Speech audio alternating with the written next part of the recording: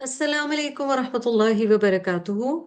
My name is Farana Zahidi Muazzam, and this Ramadan we bring to you one ayat closer from Subul. Subul एक ऐसा platform है जहाँ पर हम कुरान पाक और सीरत से अल्लाह सुब्हानहु व तआला का दीन मिलकर सीखने की कोशिश करते हैं। हम इंशाल्लाह इस रमदानुल मुबारक में रोजाना एक जुज से एक आया मुबारका का इंतखाब करेंगे और इससे हिदायत हासिल करने की कोशिश करेंगे क्योंकि रमदान कुरान का महीना है। अऊज़ु बिल्लाहि मिनश शैतानिर रजीम।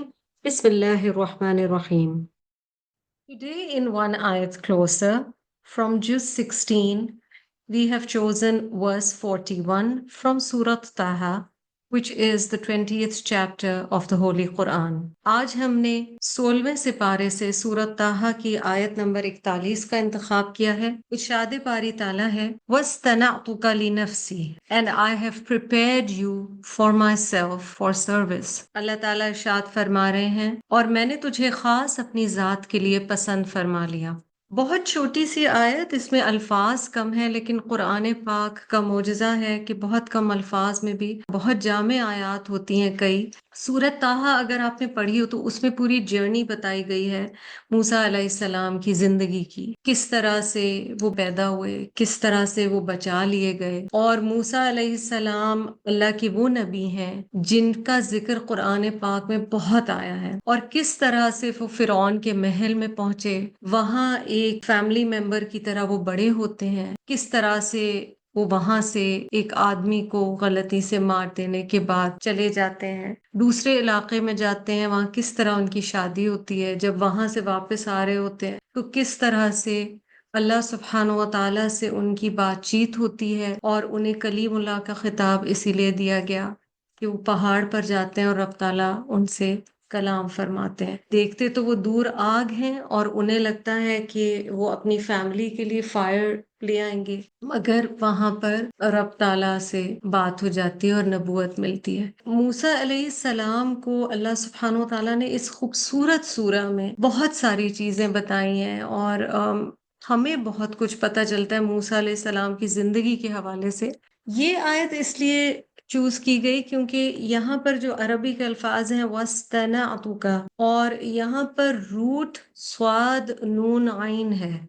स्वाद नून आइन से एक लफ्ज हम उर्दू जबान में भी इस्तेमाल करते हैं, सनात, which means to craft something, to produce something with care. और अल्लाह सुब्हानहु व तआला या मूसा अलैहिस्सलाम को कह रहे हैं कि मैंने तुम्हें अपनी जात के लिए पसंद फरमा लिया, या मैंने तुम्हें अपनी जात के लिए बनाया। ऐसे लग रहा है जैसे कहा जा रहा है कि जो खास मकसद उन्होंने पूरा करना था अपनी जिंदगी में, उसके लिए वो उन एक्सपीरियंसेस से गुजरे। कितनी दफा हमारी जिंदगी में भी ऐसे ही होता है और हमें लगता है कि चीजें रैंडम हैं, मगर रैंडम कुछ भी नहीं होता, इत्तेफाकन चीजें नहीं हो रही होती हैं। अल्लाह सुब्हानहु व तआला जानते हैं कि इस इंसान की जिसे मैंने तख्लीक किया, इसकी जिंदगी में क्या होने वाला है, इसकी कैपेबिलिटीज क्या हैं, इसकी सलाहियतें क्या हैं, किस मकसद के लिए। वो रब जिसने कायनात में कोई एक कीड़ा या एक जर्रा भी बेमकसद नहीं पैदा किया, वो रब ताला इंसान को कैसे बगैर मकसद के पैदा कर सकते हैं। ये आयत हमें ये बता रही है कि हमारी जिंदगी में भी बहुत सारी चीजें, when we look back and we reminisce and we reflect, तो हमें ये अंदाजा होता है कि ये वाली चीज हमारी जिंदगी में इस वजह से आई थी। कई दफा कुछ दोस्त होते हैं, कुछ साथी होते हैं, कुछ रिश्ते होते हैं, वो आते हैं और चले जाते हैं,